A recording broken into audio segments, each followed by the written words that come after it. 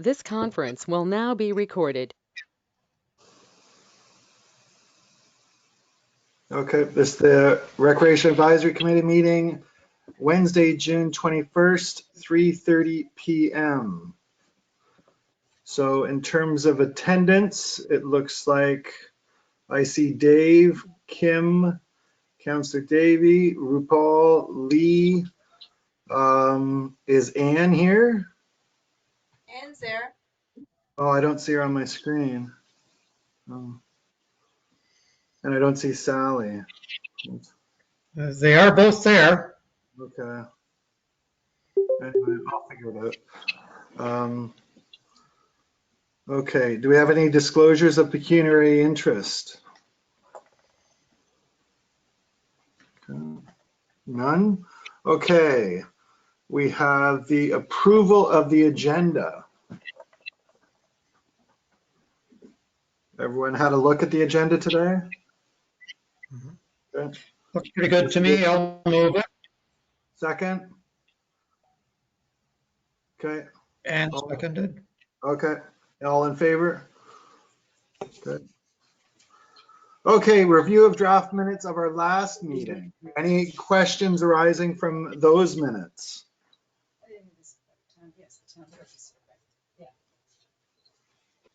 The minutes? No. No questions? Okay, so we can adopt those minutes. Do we have a motion to adopt? Dave, okay, second RuPaul, okay. All in favor of adopting the minutes? Okay. Sorry, who Dave and seconded RuPaul. the agenda? I missed it. Dave and RuPaul, for both. Got it. Okay. Thank you. I'm in here now because Yeah. mine's not working Okay. upstairs. I don't know what's wrong with my camera. I can't. Okay. I can't get in upstairs, so I'm on Dave's computer in the back here. Yeah, I see you, Sally. Any business arising from the minutes?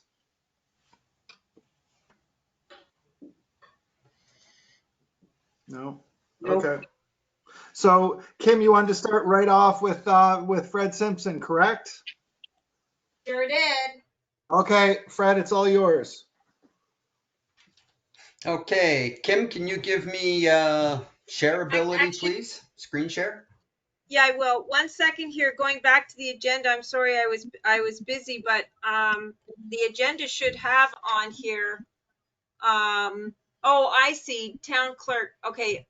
Committee rules. Okay, you put it under new business. Okay. Okay. Got it. Move So over it's slightly, on Dave. there. Share. Oh, just a minute. Hold on.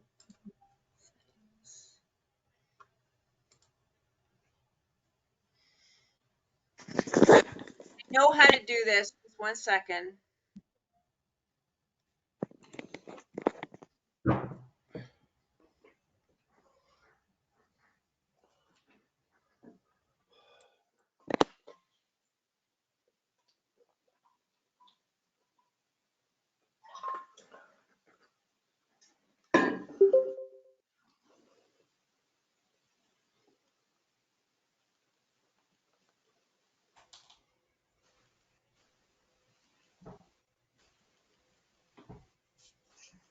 Okay, Fred, give me a reminder how I let you be a presenter. Open the participant. Oh, Open the that's participants it. Okay. list. Got it. Find me on the Okay. list. Yep. Make presenter. Okay. Whoops. Fred Simpson.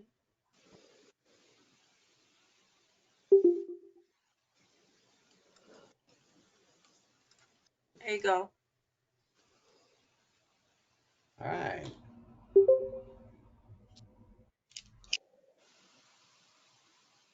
Now, give me a sec. It'll take me just as long to get this thing. I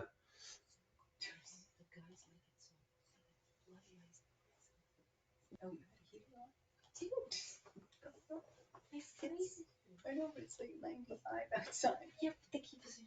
All right. Everyone's got that on screen? Yep. Does anybody have that on screen? It's showing on screen for me. I see it. Okay. All right. So, okay. So, thank you for inviting me to the committee meeting. This presentation I've given to all of the individual committees, and it's basically a few reminders of things I'm sure everybody already knows, but we'll just go over them. I do this once a term with all committees. And there's just a few odds and ends. That's the only transition. Don't worry, we won't have those ever again. Okay. These are a few of the spend a little more time. The point here is this is a discussion, not a lecture. So if you've got any, by all means, just ask the question. This is the ideal time. Okay, and we'll taper this to meet your needs more than it is, like I say, a lecture. And Is it possible to make that a little larger? I'm finding it really difficult to read unless I bring it right up here.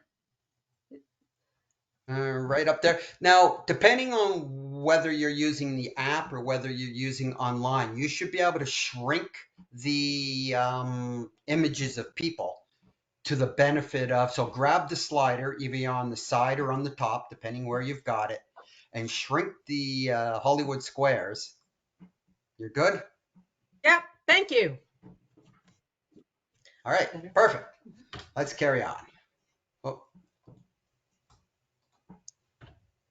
Okay, so committees.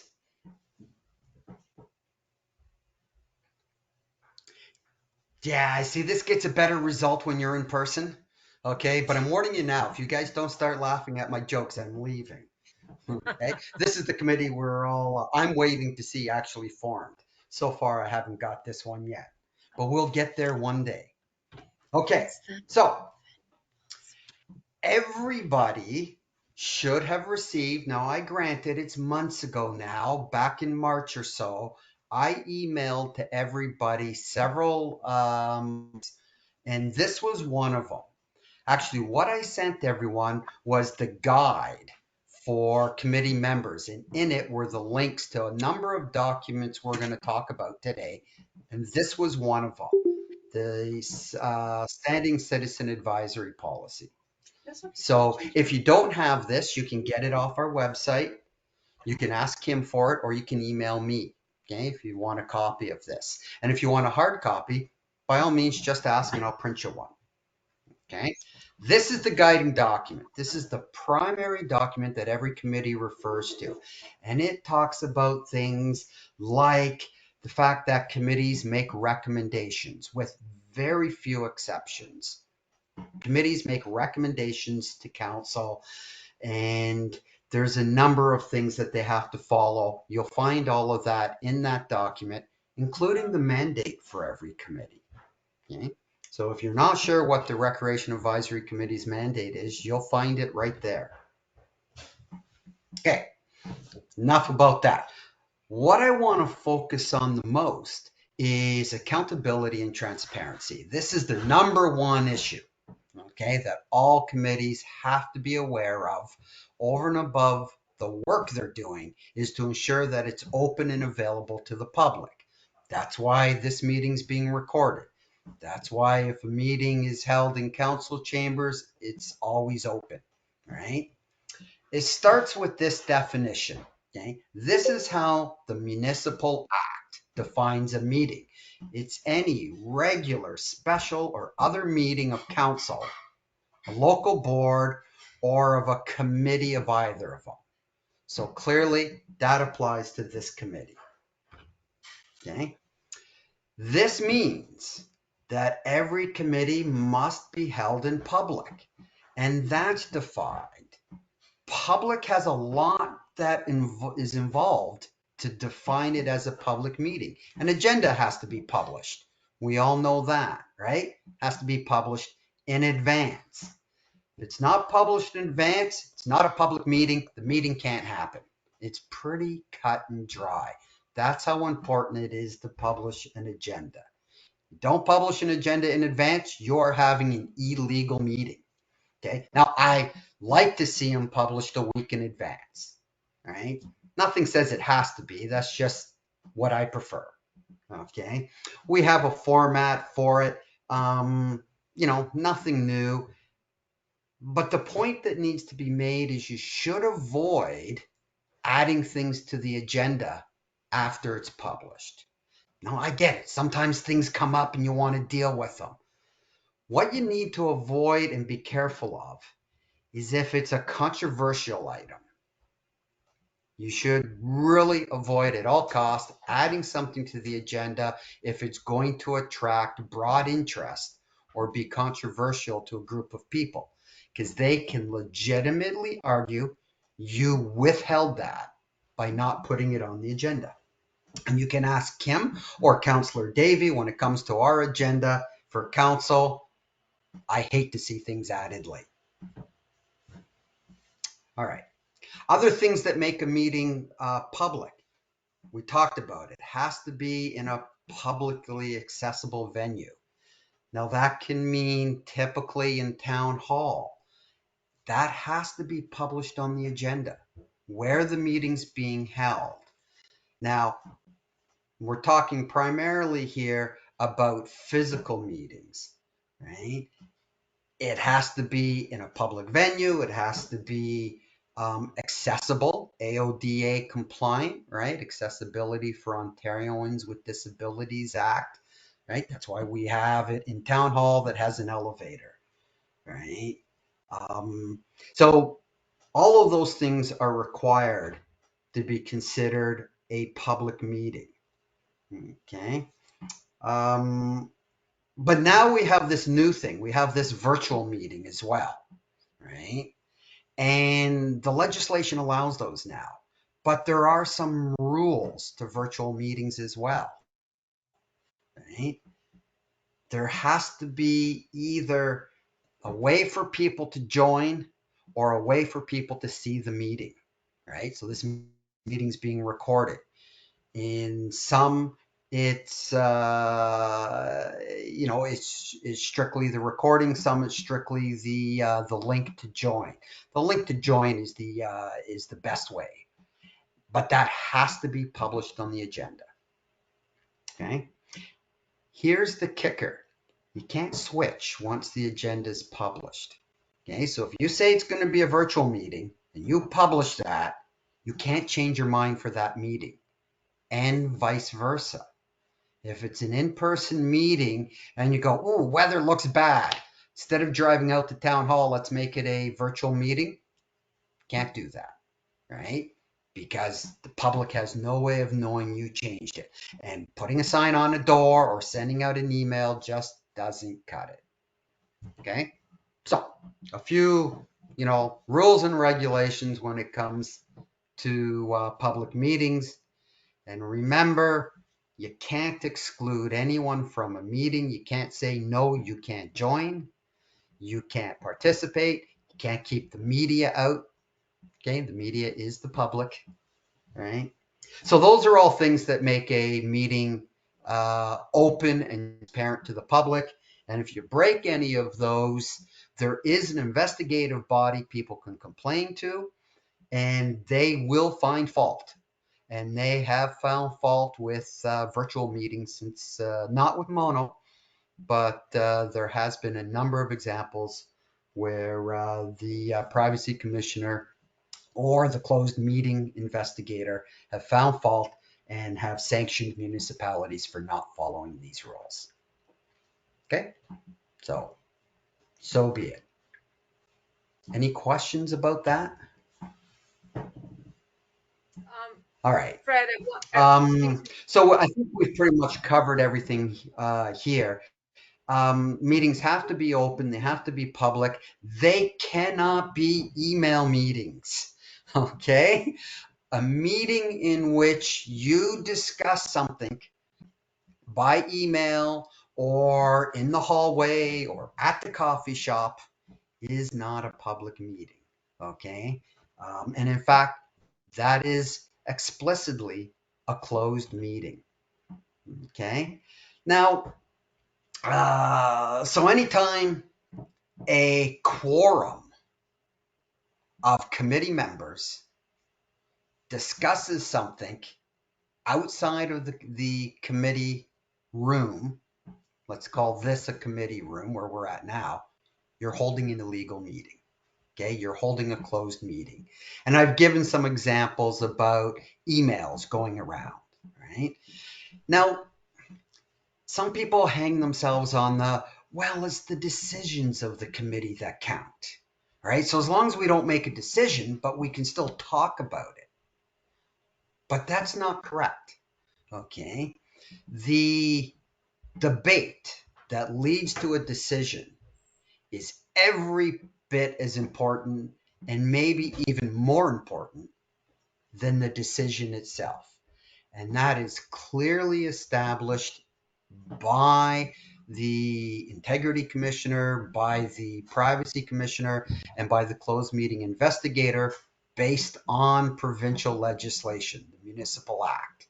The debate is what the public has the right to observe. Okay? So, let me just catch up on our notes here.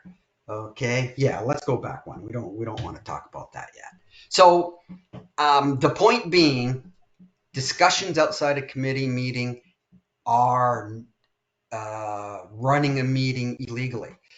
That discussion is anytime you try to influence someone, you are doing the work of the committee.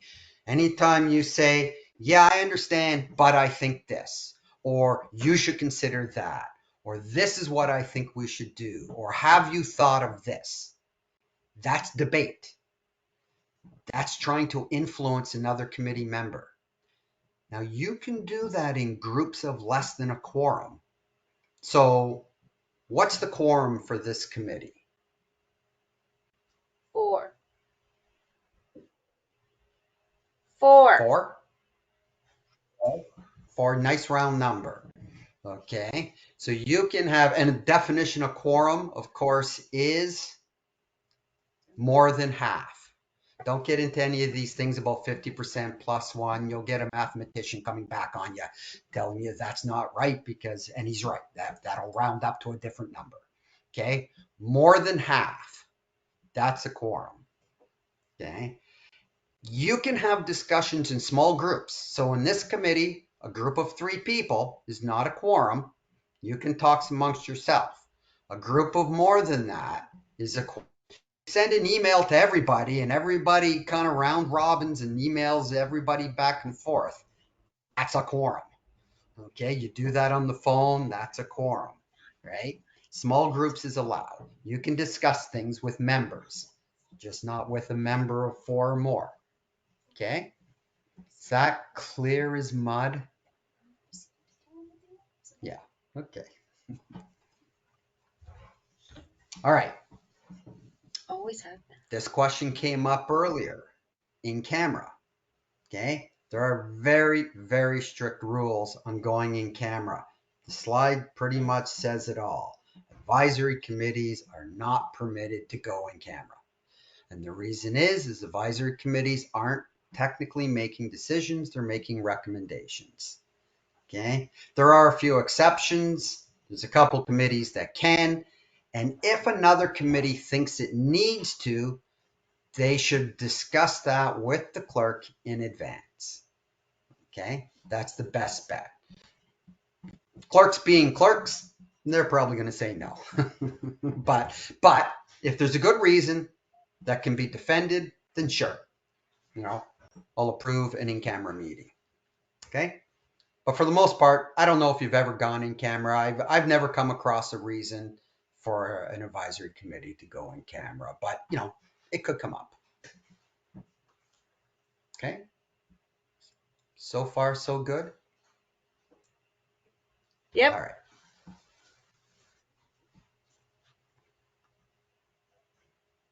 Okay.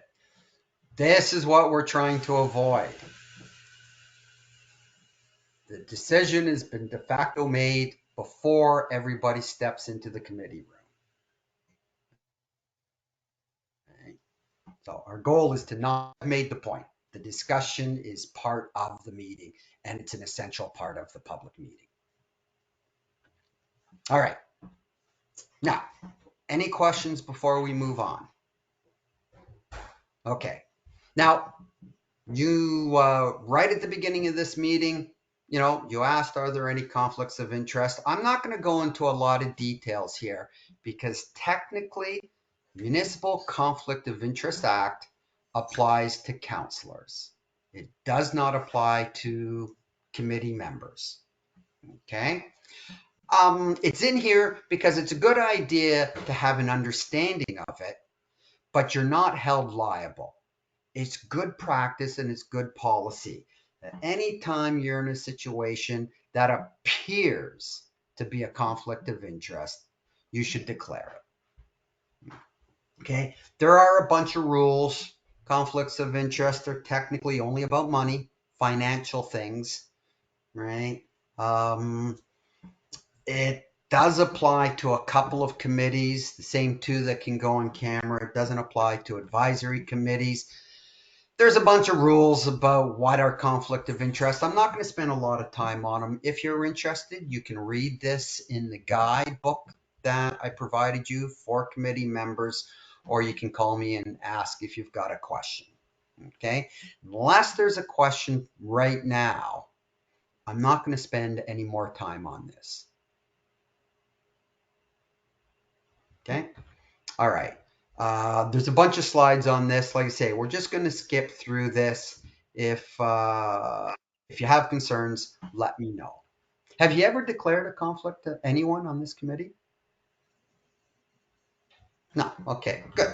Good reason we can skip through this then. Okay. All right. This is the next document that everyone should have a passing understanding of. Okay. This also discusses things that are going to apply to the committee, such as motions and resolutions and stuff like that. Okay. Excuse me, Committees Fred. aren't as formal as council. Yeah. Dave Moll has his hand up. Oh, Sorry, Dave. uh, Shout, Dave. I'm looking at a couple of screens. going back to conflict of interest. I am on the board of the Mono Nordic Ski Club. And from time to time, the relationship between the town of Mono and the Mono Nordic Ski Club might be discussed within this committee. So I don't have any pecuniary interest. I don't have any financial connection, but it might appear to some people that because I'm on the board of Mono Nordic Ski Club, I might be biased in some way. So what should my action be if a matter relating to Mono Nordic Ski Club comes up? Do I simply say, attention everybody, I'm a member of the board of Mono Nordic Ski Club? Do I have to withdraw myself from the discussions then? Yeah, so you're describing an indirect conflict of interest, one where you're the director of another organization. So while you don't have a pecuniary interest, you represent the pecuniary interest of an organization because it could financially impact that organization, depending on the nature of the discussion, right? So that's the definition of indirect, right? And technically, you're not held to the conflict of interest, but as you point out, and as we've mentioned, it's not a bad policy. So you don't take part in the discussion. You do not have to leave the room unless it's in camera, but you can't go on camera. So you don't have to leave the room. You just can't get involved in the discussion. But that applies before the meeting, during the meeting, and after the meeting. You cannot attempt to influence anyone. So you can't send an email out saying, I can't participate in this. I got a conflict of interest, but this is what I think. That's not allowed, right? By the rules of the act, right? So again, you don't have to leave the room. You have to disclose it. You should disclose it, right? You don't have to, as we've mentioned, right? So what you should do is at the beginning of the meeting, you should mention, I have a conflict of interest on item of new business number 2, okay? And, you know, and I have a conflict because I'm a director of the Mono Nordic Ski Club. Okay, and that should be noted by the secretary, so that can be recorded in the minutes, right? So there's a record of it. That's it. Again, no one's going to jail if you don't do it in a committee, but that's the procedure, and that is actually spelled out in this presentation. This screen here shows at the beginning of the meeting, right? You declare a conflict of interest at the beginning, and then it's also recorded in the minutes during the actual item. If you forget at the beginning, no problem. Just declare it during the item, right? Ideally, you do it both times, but once is good enough, okay? And it gets recorded.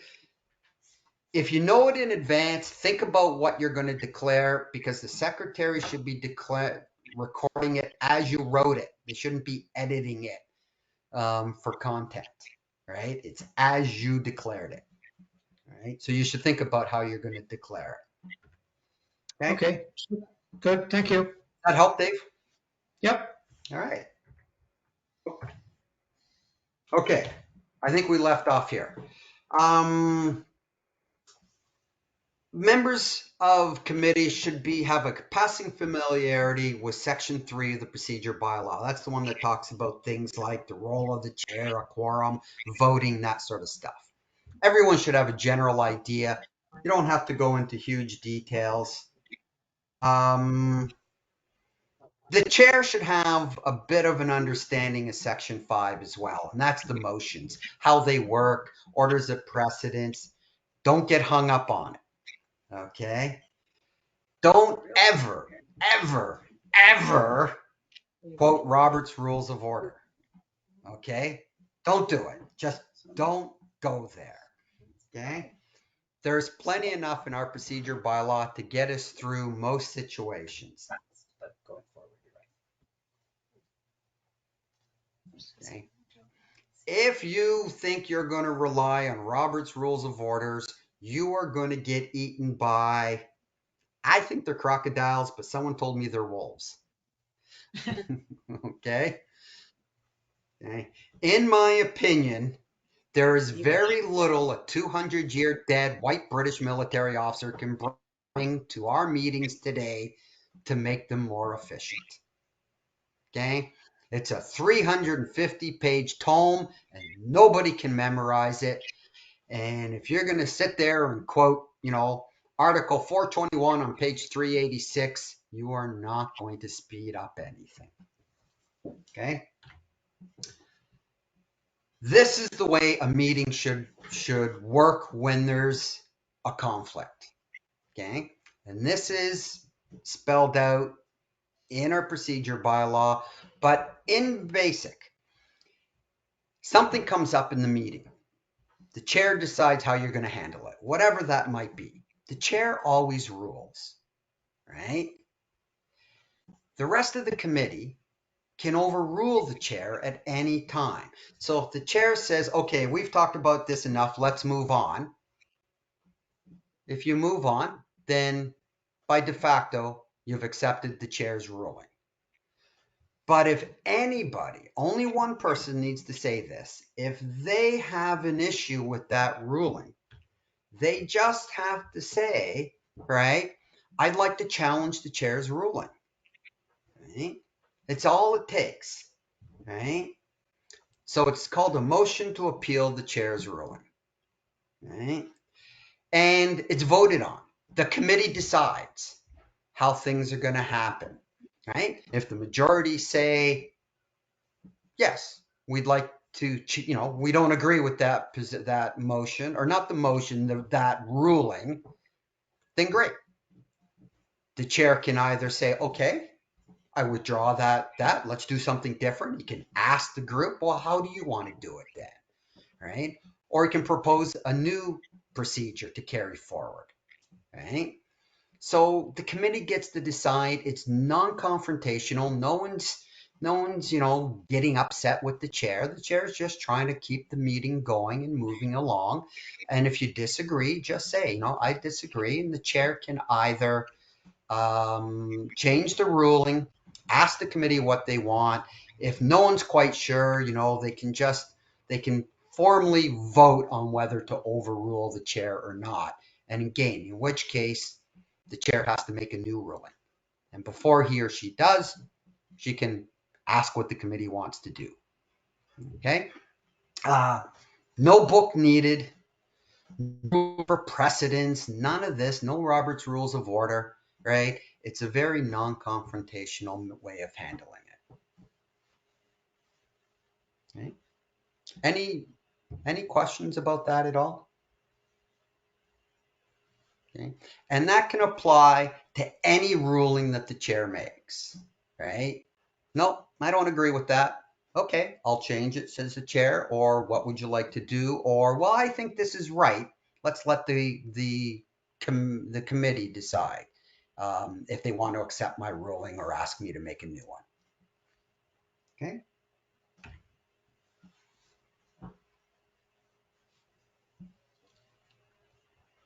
Just checking to see if you're reading the slides.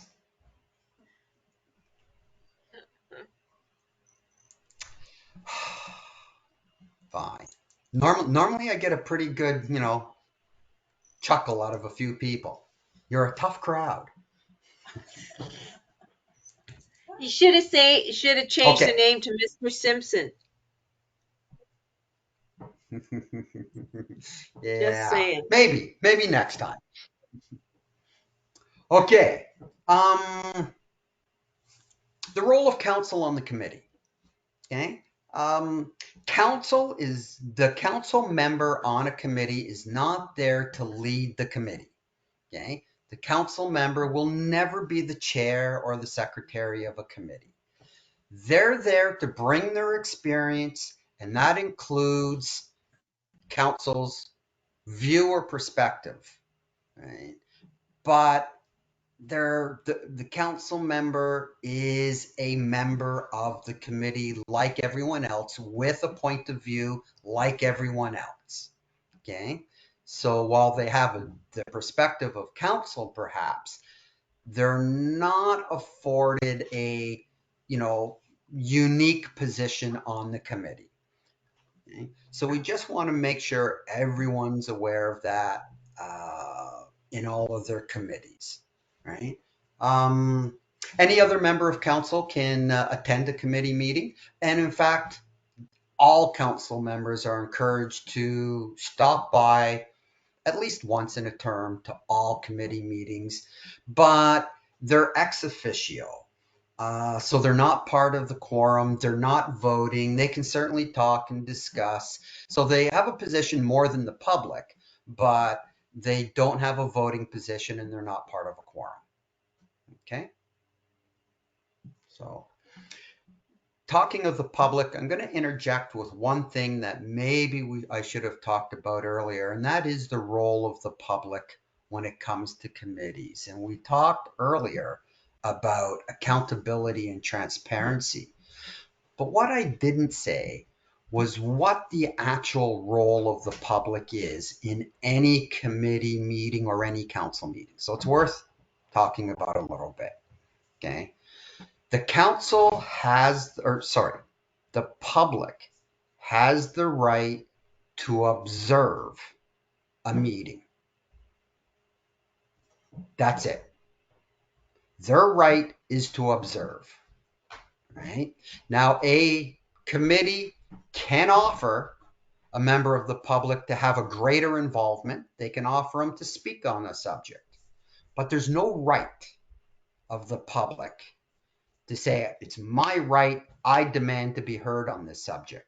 Might be a good idea to let them speak, but there is no right of the public to speak at any meeting, only to observe. Okay? I don't know if that comes as a surprise to anyone or if anyone was aware of that. Mike, question? Yeah, so we usually run the full length, like usually about an hour and a half. So if there is a member of the public who feels the need to speak on a lot of different things that day during the meeting, and we feel like we're just not going to get the meeting in time, so that's the role of the chair to just keep saying, let's move on. Absolutely. That's the role of the chair. But if the rest of the committee doesn't agree with that, then they can, overrule the chair, right? If a majority of the committee, right, as we've discussed, right, appeal the ruling of the chair, right? But it would take a majority. Only one person has to ask, doesn't need a seconder, right? And then it goes to vote. Or you can, before it goes to vote, you can say, fine, I'm happy to change the ruling without it going to vote, right? But yes, it's the chair's job to try to balance efficiency and adequate debate, right? And those are the competing factors, right? A complete and an engaging debate that leads to good decisions versus everyone's respecting everyone's time. Okay. Any other questions? 3-year-olds are ahead. I think deer in the headlights. Nope. All right. The role of staff. Okay. Just about every single committee has at least one staff member as well as a council member, right? If there's a staff member, that person will provide administrative support. They do not vote. They're not part of establishing a quorum, right? They're different from ex officio, but there's a lot of similarities, as you can see. Okay, but the key parts are staff don't vote. They're not part of establishing a quorum. Okay, they're there to provide advice, support,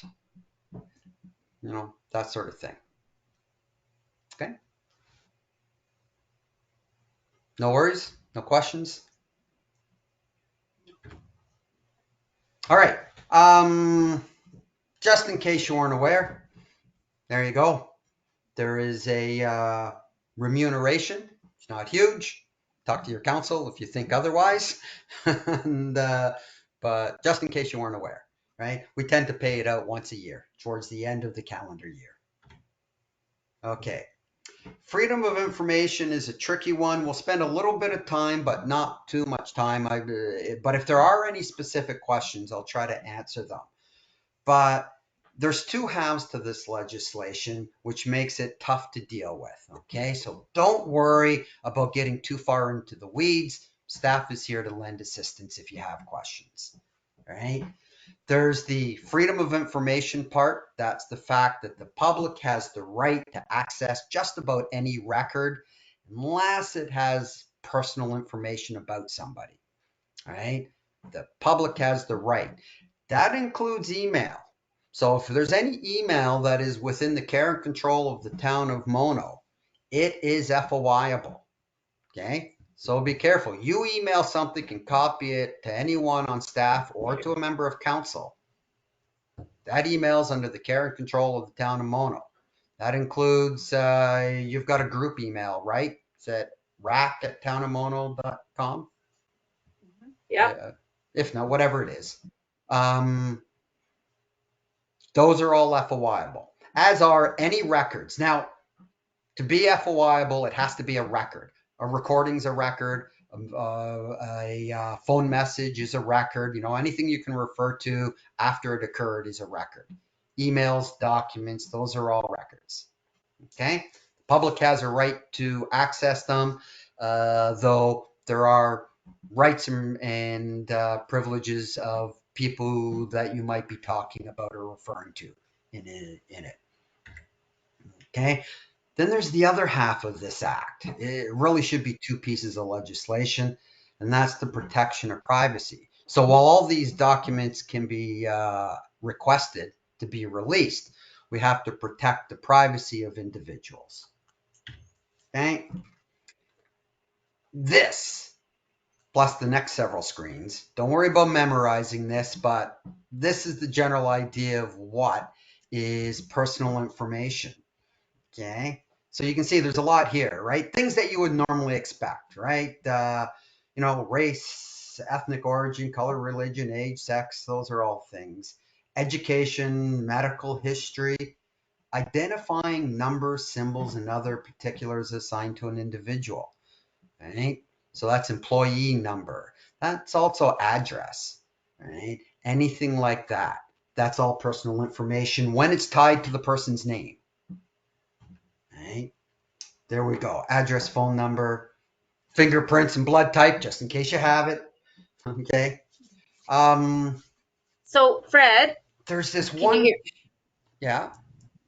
So I have a question then relevant to today's meeting. I received emails,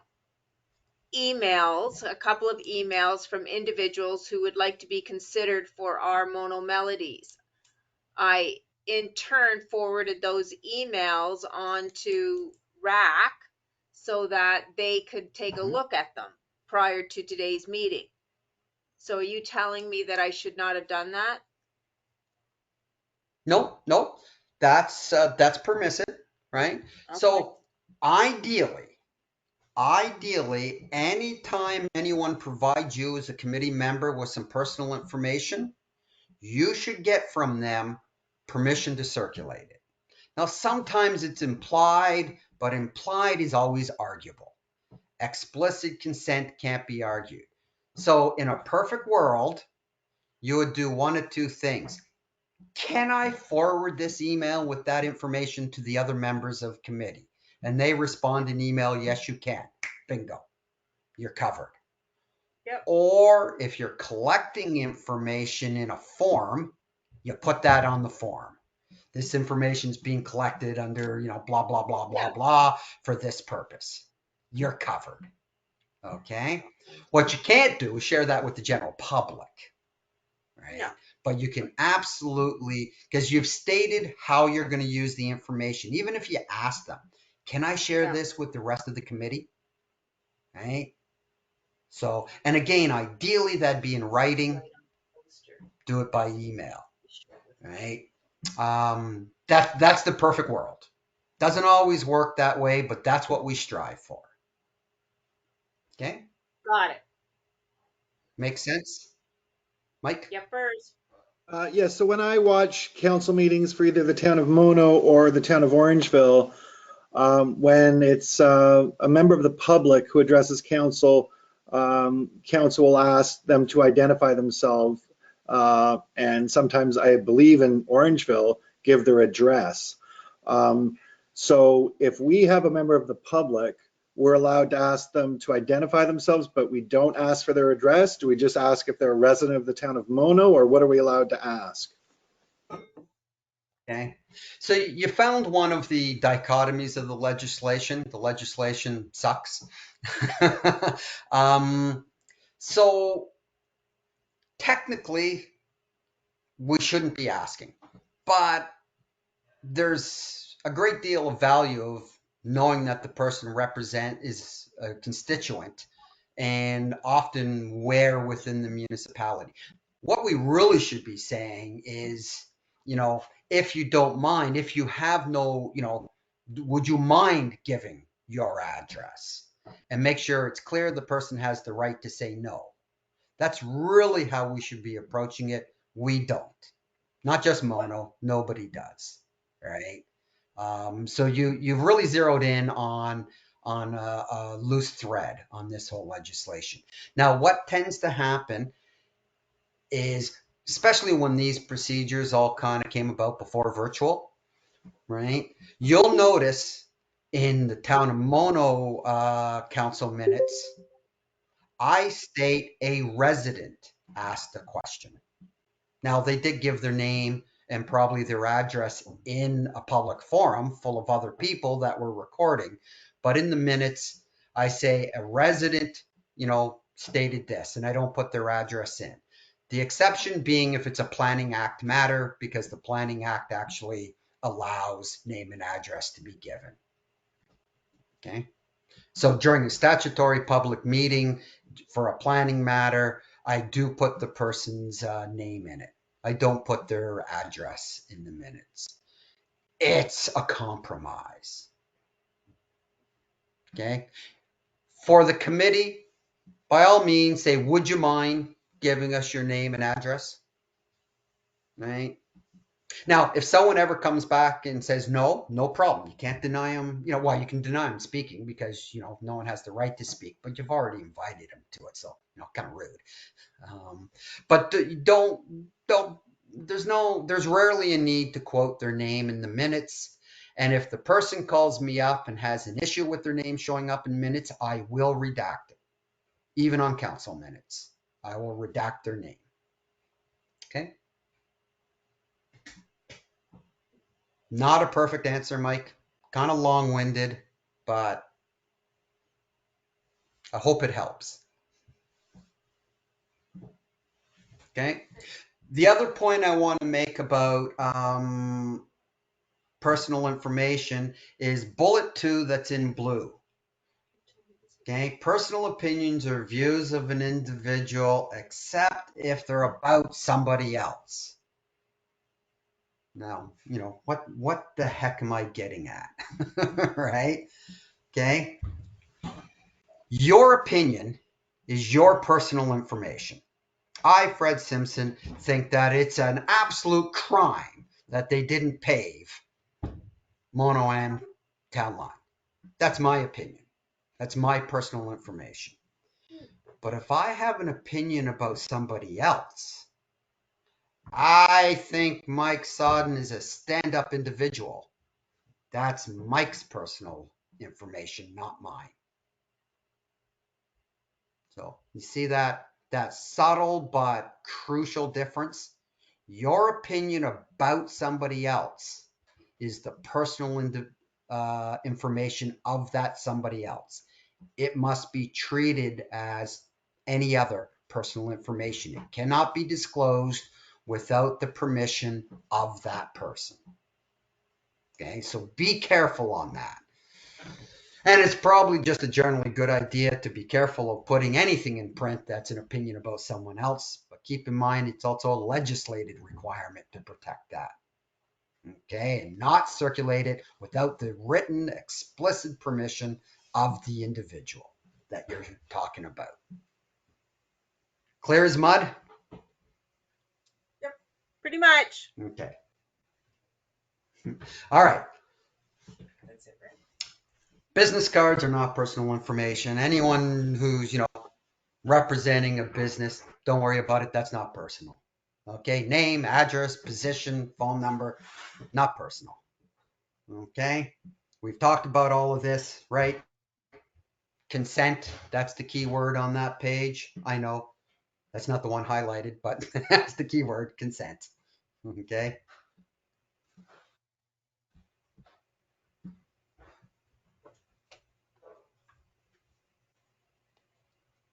You guys have caught on to this. When you see a cartoon, read the cartoon and giggle, Got it. even if you don't think it's funny.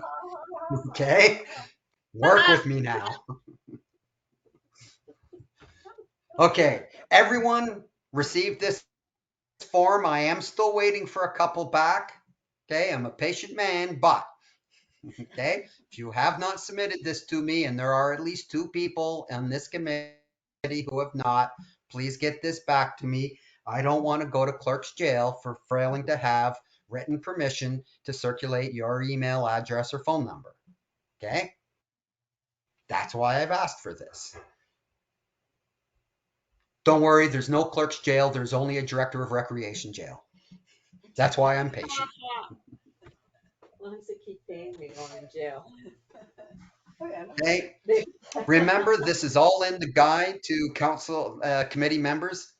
everyone's got these email address. By all means, use those emails. But remember, be careful when you're replying all. You get an email from, to Racket Town of Mono, and you reply to Racket Town of Mono. Make sure you're not conducting a meeting outside of chambers or committee room, right? Just be careful of that. Reply all is not your friend, right? Reply to one or two other people's, that's okay. Reply all, you're talking something administrative, no worries. But if you're influencing or debating, right, and I find out about it, then you'll bloody well know. Okay, staff have these too, right? Feel free to use those. They're all in the guidebook. Okay. We have a social media policy. The policy basically says committees, right, can't speak on behalf of the town. Committees don't have their own social media pages, right, unless the town says so. And when you're on your own social media, you can express your own opinions, but make it explicitly clear you're not speaking on behalf of the town. You're expressing your own opinion, right? So that's the only thing you need to know. Right? Don't let it be assumed that you're speaking for the town of Mono, because people probably know you're on the committee and will assume that you're speaking for the committee. So make it clear that you're not.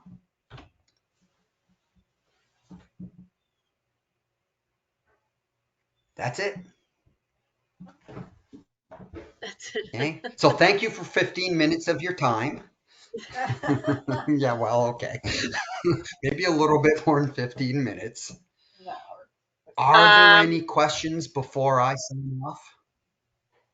Yes, Fred. Yes. If you actually, it still says that you're a presenter. I think how do I undo that? Yeah, I can stop that. I just Yeah. before I stopped it and someone had a question and I wanted to go back to the slide.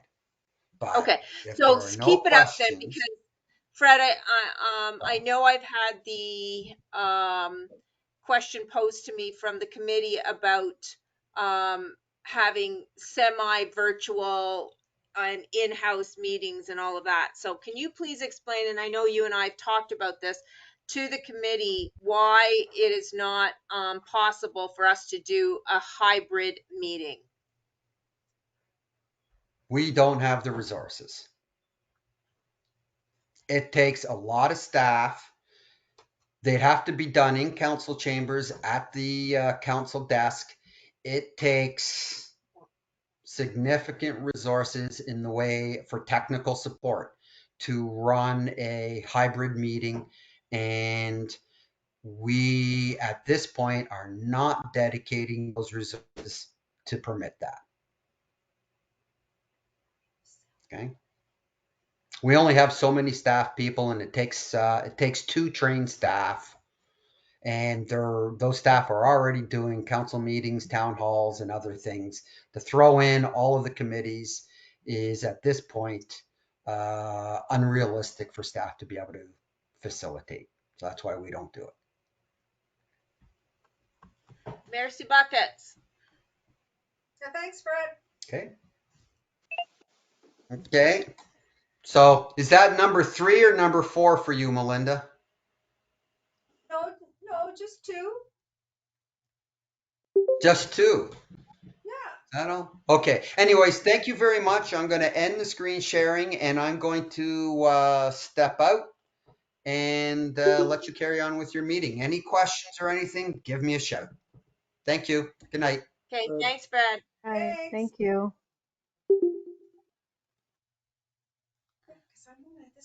Okay, right into the review of Make Mono Shine.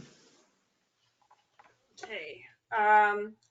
Also just want to just let everyone know I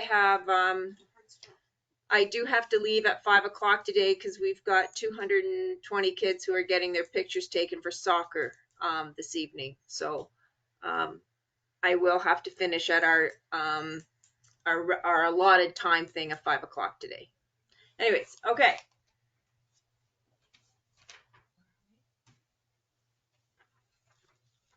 So yeah, review of Make Mono Shine. I guess it's just a matter of what everyone thought of it, what you thought we could do better next year, suggestions for next year. Amazing. I was gonna say something. Speak. Okay. We need to work on the weather, but other than that, it was a good event. 2 years in a row with rain. Yeah, we're 2 for 2 with the weather. I guess the date. It's because of the date. Though I understand we want to do it for Earth Day, but you know, that April is just tricky. Agree. I noticed that the town of Orangeville and other municipalities all hold their, like now they're doing Make Orangeville Shine and make, you know, whatever, Make Shelburne Shine, but they hold them in May. So I don't know if that's something that you want to consider. I did get some feedback that people were trying to pick up garbage, but some of it was still frozen to the ground. Yeah,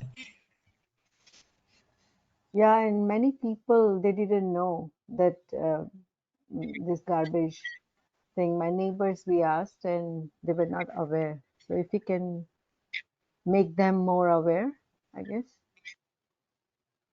for garbage thing. Yeah. Well, that's an ongoing problem with a lot of people. Like, I don't know what else we can do. We've got our website, we've got mailings go out with your tax return, we get separate newsletter, we've got social media. Like, if somebody's not paying attention, you know, they're not paying attention. I don't know. But if they're your neighbor, let's put them on your list to knock on their door and remind them, right? I mean, that's the other thing is the old word of mouth, right? Like when you see people at the end of the driveway, you know, you talk it up as a committee member. But with respect to what the committee could do, I don't know. Just get people to be aware of the fun things that they will read about if they go on our website, because it's being changed and updated all the time. Yeah, this is that's I'm going to do next time. But is it way that we can make it aware more in schools so they can, you know, their schools, so they can I don't know if they have any brochure or school, or they can during their Yeah, I know what you mean, Rupal. We used to be permitted to be able to send out a flyer to every home of a school child. So we would bundle up flyers into class sizes, and you know, we'd call the school and say, well, how many kids in every one of your classes, and we'd bundle up flyers, and we would do that for all the schools in Mono, both public and separate school board and nursery schools and things like that. And then, God, I'll say it'll be about 10 years ago now, Upper Grand School Board will no longer permit us to send flyers home with the children. At the most, what we can do is once we get permission from the board itself, we can put one of our flyers up at the school. So then you're hoping that the parents will read it, that, you know, but that's the extent of how we're able to share information to the school children now. Thank you. Yeah.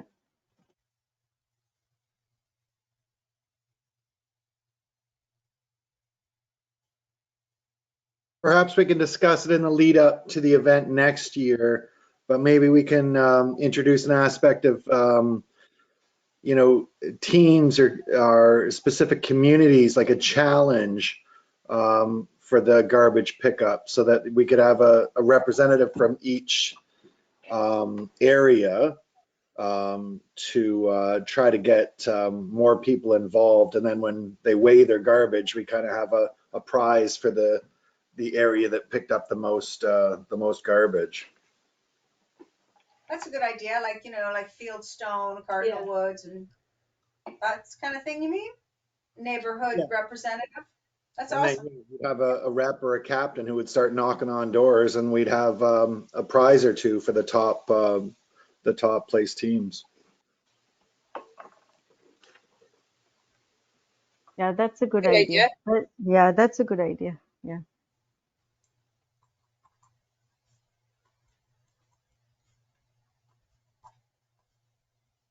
Okay, well, it is it's 4:37, so I think we have to get into the Mono Melodies, if that's all right, to kind of skip ahead to that. I don't think that's going to take a whole lot of time.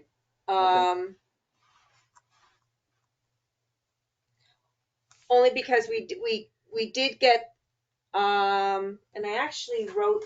Hang on 1 second. Let me just find the information for you here.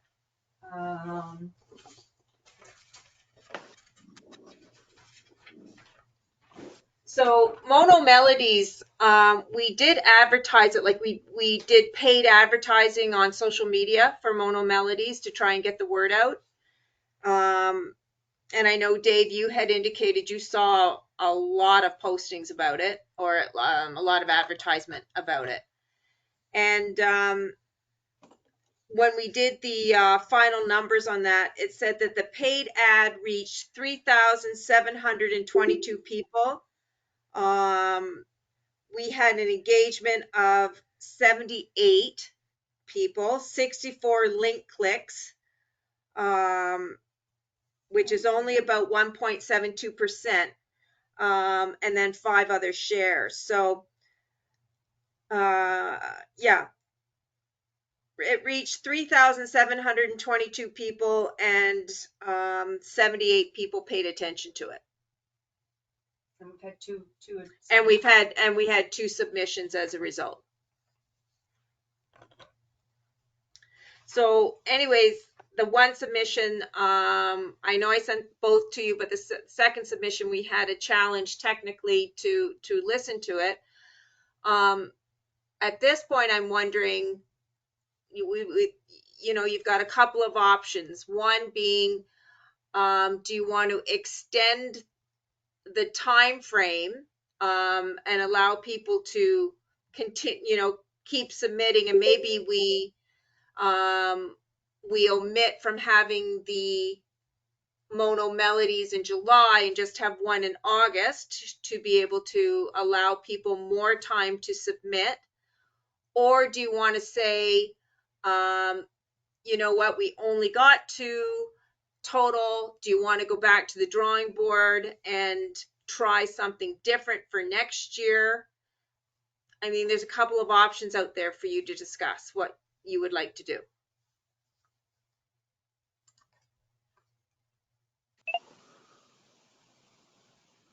To me, the best course of action would be to skip July and look forward to August.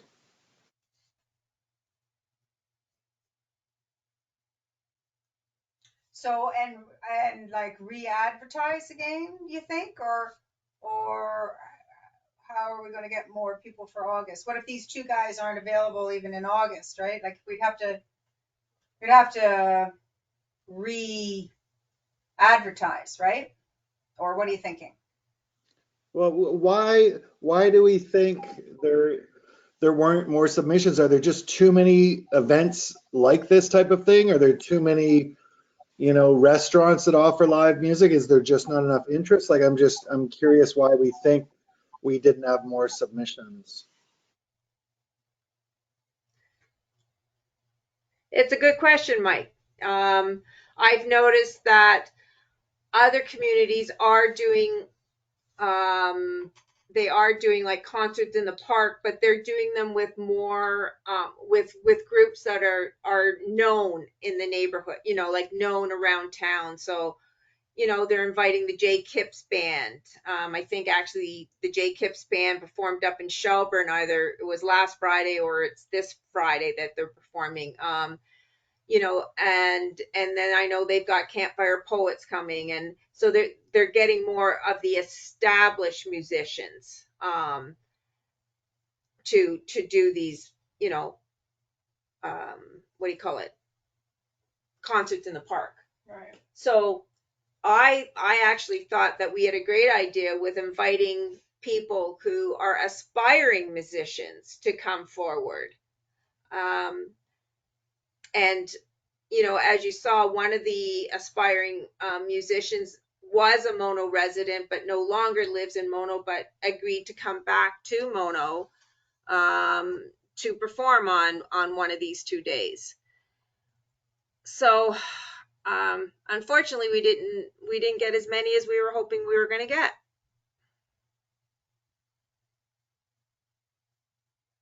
I think when we first figured it out, we went 2 hours and giving everyone 15 minutes. Was it 10 or 15 minutes to perform? So yeah, I think it was 15 minutes to perform with a 5-minute break in between to switch the groups over. So Right, we were looking for 5 to 10 yeah, acts, right? 8. yeah, about 8 acts, 6 acts, whatever. 6 acts per day.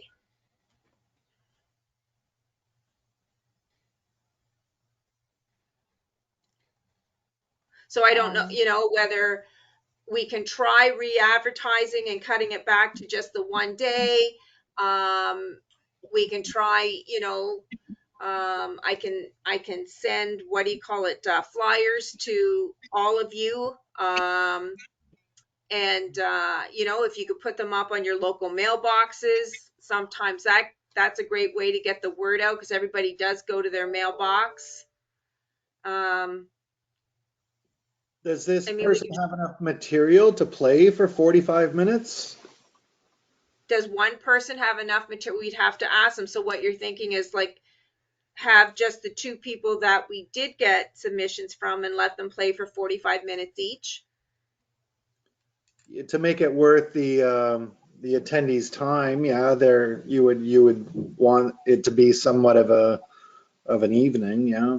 I don't know. Afternoon. I certainly wouldn't want it to be just half an hour, like 15 minutes each, and then everyone leaves.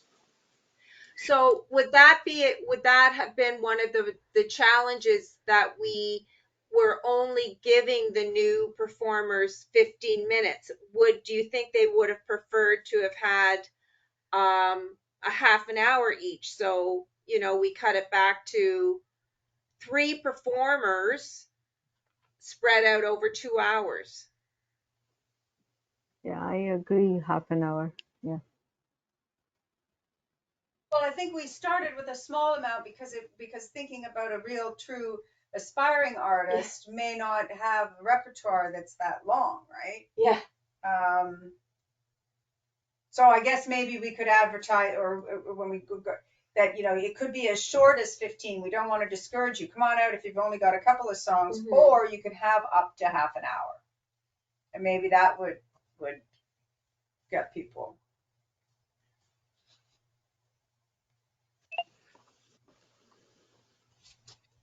But yeah, it's the established guy versus the aspiring guy, right?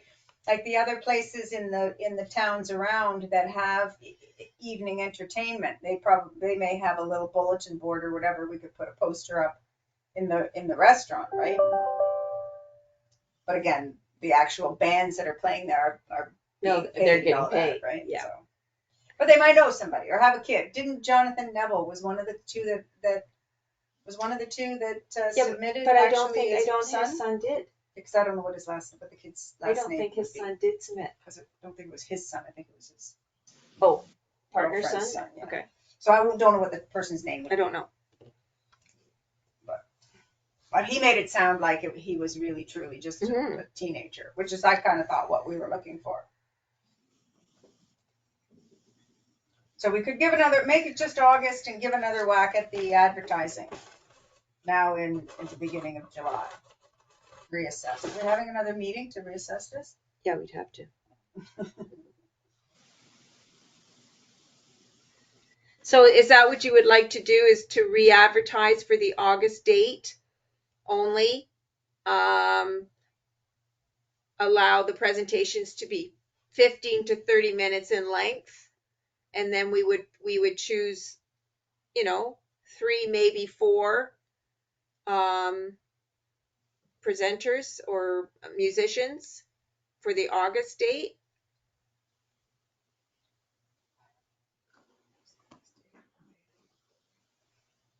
August 21st, I think. August 20th. That sounds okay to us. I'm wondering, are these performers going to be paid perhaps? Do we have any budget that we could, if you get selected, you paid $50 or? Unfortunately, we don't have any budget date. This was not something that was put in the budget for payment. Like, Right, okay. now, Dave, I'm not saying Excellent. you're not bringing up, is this something then that maybe we want to rethink and put in the budget next year? I agree that, we would pay each act $50. Or I mean, I just threw $50 out there, heard you say that, but, an agreed upon amount. Yes, I think there should be a nominal fee or reimbursement just for gas and whatever miscellaneous expenses the musicians have to spend. So that would be something then that we wouldn't be able to offer till 2024. We would have to go back with our programming budget to have that included.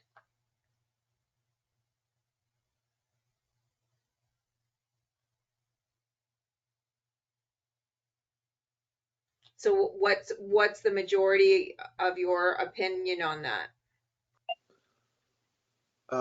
I think there's a lot of public appeal to have these events. I would certainly want to go, but it seems like we're lacking in the appeal for the musical acts to come forward. So I think that's the side of the ledger we need to concentrate on. So one thought I had was, I do have a friend in the music industry, local music industry, who maybe I could reach out to and ask him,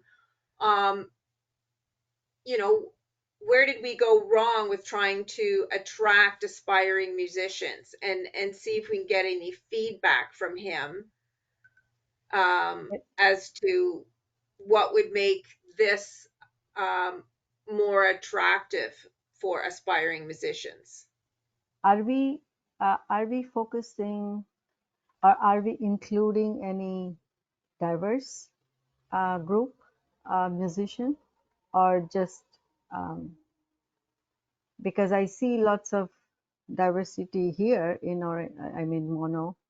So let's say Indian music, if you want, they can come and play instrument. Yeah, or we music. did. We didn't say they're just a musician. Diversity is not really. It's just a musician. We only had 2 people respond. Right. Our poster was pretty open. Anybody who plays an instrument, I think. Or sings. Yeah. So the answer is yes. Yes. What about a dance group? If there was a dance group that also played music, could they perform? I mean, it could be open to more than just music. Well, then what you're doing is you're opening it up. You're turning it into a talent show. Just to people come and watch people perform. Come play music, but people are also dancing. Like when I go to fiddle music, and people will step dance or something. They don't do it the whole time, but there might be somebody that would do something like that. I mean, that would be fine. It's like, so what I'm wondering, like, are you thinking, like, did you want to have people that, that's what their talent is dancing? No, but with music, both. But anyway, I think the big thing is reaching people. Yeah, well, everybody who dances, they put a song on from the radio or whatever, and then like you have a number of different dance academies in Orangeville. So if you're looking at that, then that could be opening that up to the whole dance academy, and Unfortunately, we don't have a stage big enough to put a dance troupe on. Okay, but RuPaul, how would we reach how would we reach another community? Like obviously the social media didn't reach out to communities very far. The artists have to be from Mono or somewhere else? We're looking for some, the idea of this grassroots thing was for local. We don't want Okay. to, so it, you know, I don't Okay. know that, yeah, for aspiring people in Mono, to give Mono Okay. people a leg up. Yeah. So, and to give Mono people an afternoon of something fun in one of our parks that. So does that mean we wouldn't accept someone from Orangeville? Well, no, we would, but I think we don't need to go specifically advertising around outside of. Like in Mississauga? Yeah. Yeah. Yeah. Okay. It's for local talent. It was meant Got for it. like a local community event. Mm-hmm. In Mono, Okay. yeah. But there's different communities in Mono. Oh, all kinds. Yeah, like, I mean, I don't think if someone said they told us they were from Shelburne, we would say, no, you can't come or you can't present. We'd certainly listen to their tape for sure. Lee, what did you want to say? Have we advertised in any of the music stores in town, like Aardvark, or Broadway music? In Orangeville. Because I know they give like singing and guitar lessons, so maybe they have somebody there that might be interested, is like up and coming, I guess, in the community. Do you have a contact with them, Lee? No, I used to go to Broadway music like a really long time ago, but I'm sure the owners would be open to if somebody walked in and said, "Could we hang up this poster?" And this is just something that we're doing. So if you have anybody interested, have them sign up. Like I don't know. It's a good idea. It's a great idea because the teachers there may know of quite a few students are ready to take the next step, and this would certainly be a good next step for some of the better students of theirs. Yeah, for sure. Like of that high school age, and I think they even do adult lessons as well. So there's a variety of ages at these places.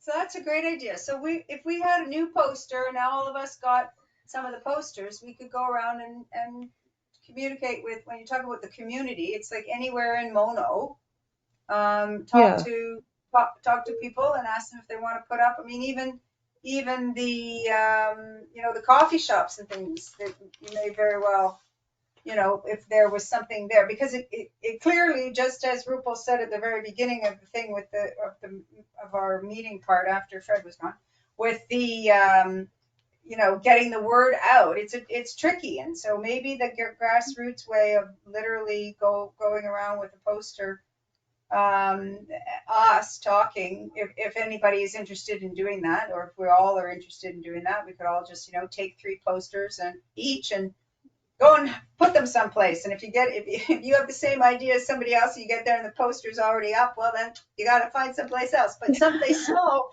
at least we've then, with the 5 or 6, how many of us are there? 6 of us. Then that would be, maybe that's the answer to getting the word out about things. Yeah, there's a few other places too down Broadway in Orangeville. I know Mochaberry always has some sort of indie artist in there, as well as Bar on Broadway. So I know there's a few other places down Broadway that are not necessarily like a music store that are in constant contact with people that we are potentially looking for. Well, even the Mono Cliffs Inn and that Mono Mills Kitchen, which is on the other side of Highway 9 in Mono Mills, but they have music. They've got an Elvis impersonator regularly then. Yeah. So like we could just kind of give the old poster and word of mouth a go. for the August Mhm. meeting. We'd have to do it soon, right? It'd be something that we put on our list to do now. If somebody's got some kids at school as well, maybe there's a school program or something. Like The Rupa kitchen was at saying. Mona Mills is closed. Did they Yes. close? Well, Too we bad. decided, you know, the kitchen is all-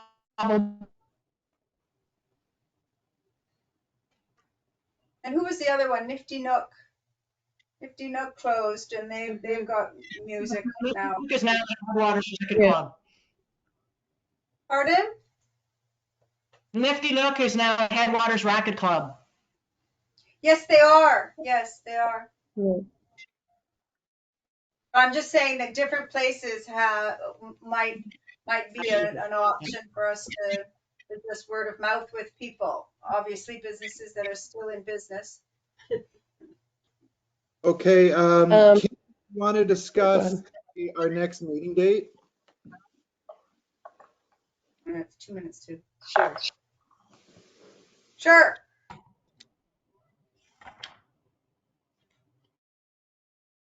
Go get our calendar, or does it matter?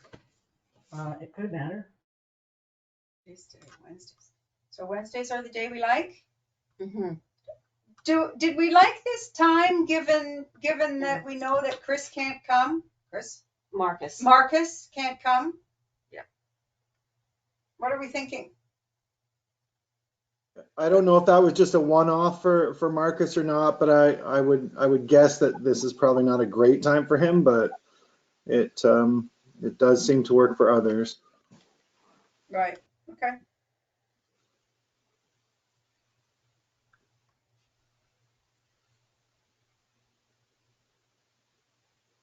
So Sally and I July are quite 26th flexible.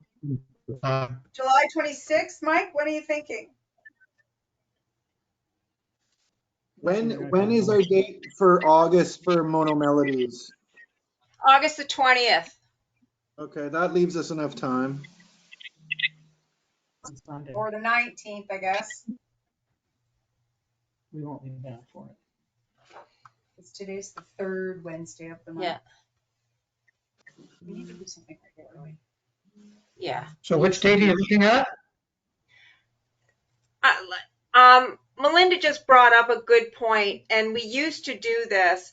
Like we would meet regularly, like on the third Tuesday or the third Wednesday or whatever of the month, so that no matter what, you knew that was your RAC meeting date. And the only time we didn't do that was actually during the summer. We always took July and August off from our meetings, but we held regular meetings. We used to hold regular meetings. I can't even remember if it was Tuesdays. It wouldn't have been Tuesdays. It was Mondays. Was it Mondays? I thought so. Well, but then Yeah. Ben Hoyen wanted to do, she Oh, changed her geez. school and so, but we attempted to do something regularly. So we're just noticing that this right now, we're on, where are we? May or June.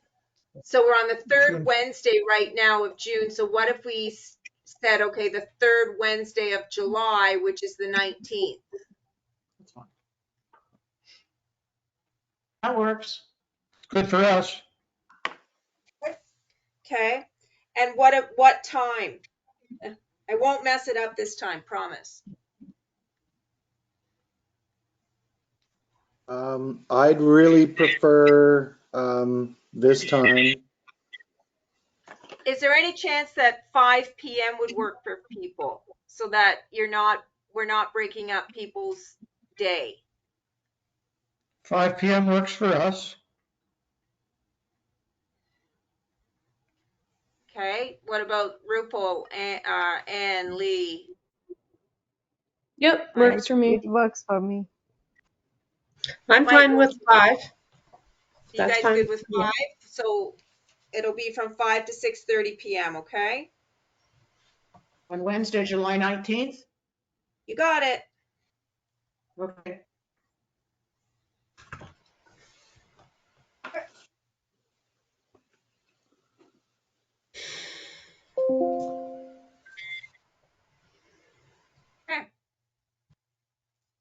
Okay. Kim, do I need to make a motion to defer all items we did not discuss?